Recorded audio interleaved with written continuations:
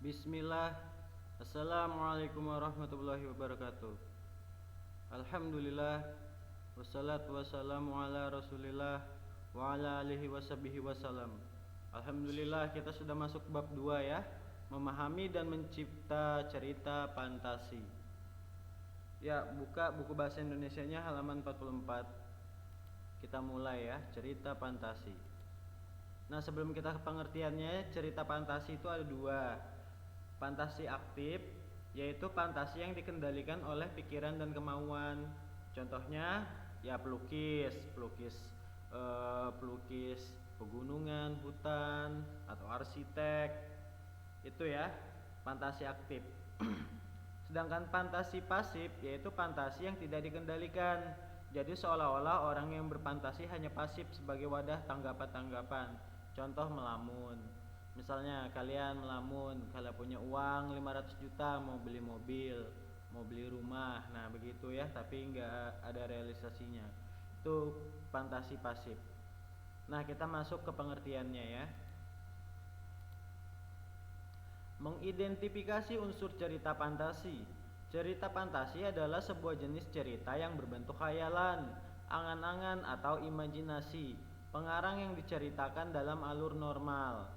Teks cerita fantasi pada dasarnya termasuk dalam kategori teks narasi yang merupakan cerita fiksi yang berisi perkembangan kejadian atau peristiwa. Jadi, teks cerita fantasi pada dasarnya termasuk dalam kategori teks narasi ya, termasuk teks narasi yang merupakan cerita fiksi yang tidak nyata ya, yang berisi perkembangan kejadian atau peristiwa. Ciri umum cerita fantasi. Kita masuk sekarang ciri umum cerita fantasi. Nah, ada keajaiban atau keanehan. Nah, keajaiban dan keanehan ini cerita mengungkapkan hal-hal supranatural. Yang keajaiban ini ya, atau kemisteriusan, kegaiban yang tidak ditemui dalam dunia nyata. Cerita fantasi adalah cerita fiksi bergenre fantasi, dunia imajinasif yang diciptakan penulis seperti Harry Potter ya. Pada cerita fantasi hal yang tidak mungkin dijadikan biasa. Tokoh dan latar diciptakan penulis, tidak ada di dunia nyata ataupun modifikasi dunia nyata. Tema fantasi adalah magic, supernatural atau futuristik. Ya, contohnya Harry Potter tadi ya. Ini ada 6 ciri umum cerita fantasi. Ini yang pertama ada keajaiban atau keanehan. Kedua, ide cerita. Ide cerita terbuka terhadap daya hayal penulis, tidak dibatasi oleh realitas atau kehidupan nyata.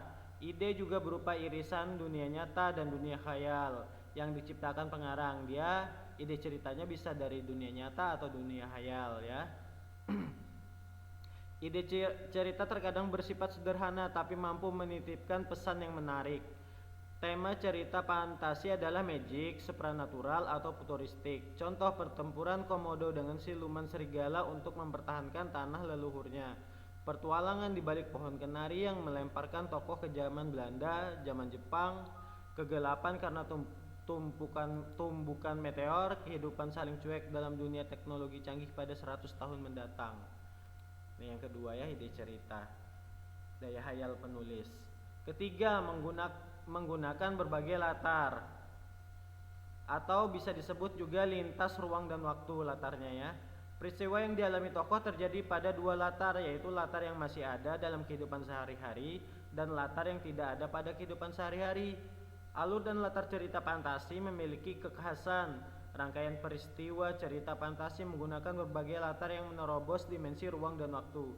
Misalnya, tokoh Nono bisa mengalami kejadian pada beberapa latar waktu liburan di Wigi, latar zaman Belanda, dan sebagainya. Jalinan peristiwa pada cerita fantasi berpindah-pindah dari berbagai latar yang melintasi ruang dan waktu. Contohnya juga yang ada di TV, Doraemon ya. Tapi ingat, haram menontonnya. 4. Tokoh unik. Tokoh uniknya itu biasanya memiliki kesaktian ya. Tokoh dalam cerita fantasi bisa diberi watak dan ciri yang unik, tidak ada dalam kehidupan sehari-hari. Tokoh memiliki kesaktian-kesaktian tertentu. Tokoh mengalami peristiwa misterius yang tidak terjadi pada kehidupan sehari-hari. Tokoh mengalami kejadian dalam berbagai latar waktu. Tokoh dapat ada pada setting waktu dan tempat yang berbeda zaman, bisa waktu lampau atau waktu yang akan datang atau futuristik. Begitu. Berikutnya bersifat fiksi. Cerita fantasi bersifat fiktif atau fiksi, bukan kejadian nyata.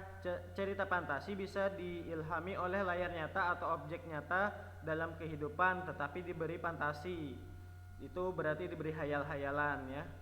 Misalnya latar cerita dan objek cerita Ugi Agustono diilhami hasil observasi penulis terhadap Komodo dan Pulau Komodo. Tokoh dan latar difantasikan dari hasil observasi objek dan tempat wisata. Demikian juga Joko Leono memberi fantasi pada fakta kota Wilingi Blitar, zaman Belanda Gunung Kelut. Terakhir, bahasa. Penggunaan sinonim dengan emosi yang kuat dan variasi kata cukup menonjol. Bahasa yang digunakan variatif, ekspresif, dan menggunakan ragam percakapan, bukan bahasa formal. Jadi bahasanya campur ya, mungkin bisa bahasa Jawa, bahasa Inggris, bahasa Prancis, bahasa Arab, macam-macam ya. Kalau di cerita umum fantasi ya, ini 6 ciri umum fantasi. Ada keajaiban atau keanehan pertama, kedua ide cerita, ketiga menggunakan berbagai latar, keempat tokoh unik, kelima bersifat fiksi, 6 bahasanya. Ya, bisa di screenshot juga boleh, siapa tahu nanti ulangan keluar ya. Ciri-ciri umum cerita fantasi. Selanjutnya. Nah, unsur intrinsik cerita. Ini di screenshot juga boleh. Unsur intrinsik. Pertama ada tema, ada latar, ada tokoh, penokohan atau watak, alur cerita, sudut pandang, dan amanat, pesan. Nah, unsur intrinsik ini ada 2, 4, 6, ada 7 ya. Nanti akan dijelaskan di berikutnya. Lanjut. Nah, mengidentifikasi tadi ciri, sekarang unsur cerita fantasi, unsur intrinsik cerita fantasi. Yang pertama tadi tema, ingat ada 7 tadi ya. Tema adalah ide atau pokok pikiran paling mendasar yang menjadi acuan untuk mengembangkan suatu cerita. Nah, contohnya tadi yang Ustadz suruh baca, kekuatan ekor biru nataga, itu temanya untuk membela tanah air tercinta. Selanjutnya, 2, tokoh. Tokoh dalam cerita fantasi memiliki watak dan sifat yang unik dan tidak ada dalam kehidupan sehari-hari. Tokoh tersebut memiliki kesaktian-kesaktian tertentu. Nih, tokohnya berarti memiliki kesaktian-kesaktian, mungkin bisa terbang, bisa menghilang ya, cerita fantasi. Ketiga,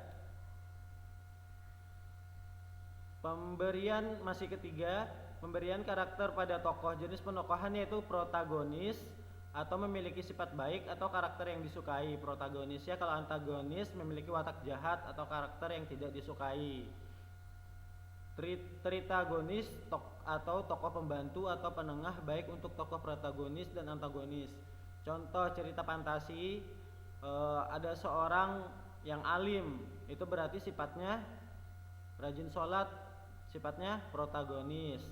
Kemudian diganggu oleh seorang preman, preman itu berarti antagonis. Dan tritagonis nih contohnya ibaratnya ada ustadz yang menolong orang alim ini, yang ahli ibadah ini diganggu oleh preman. Itu ya contohnya ya. Penokohan ada 3 karakternya. Lanjut. 4, alur.